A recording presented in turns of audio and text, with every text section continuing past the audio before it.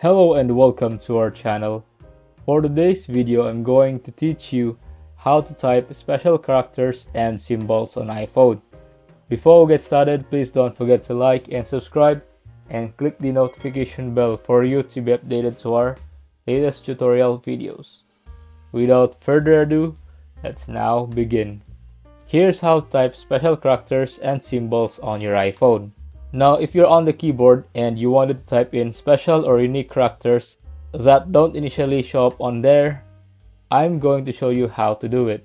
So let's open up, say, messages, and I'm just gonna open up a random message.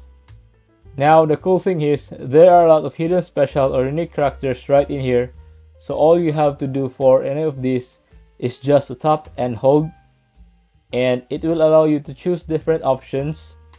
You can do this for all kinds of different letters.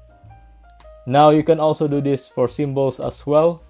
So let's tap the 1, 2, 3, and then let's tap the little pound symbol above it. Now some of these don't necessarily give you that option, but for one example is the percent symbol. So I can tap and hold it, and percent is 1 per 100, but I can also choose this 1 per 1000. So this symbol means basically 1 per 1000 instead of 1 per 100%.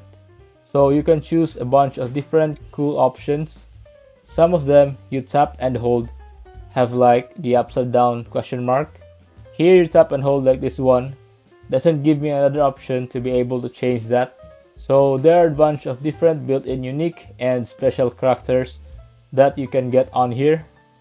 You kind of need to know which one to hold down depending on which one you need and want, but once you learn it, you'll be able to quickly and easily type that special character.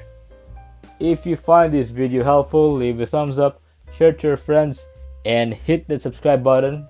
Thanks for watching, and I'll see you soon in the next video.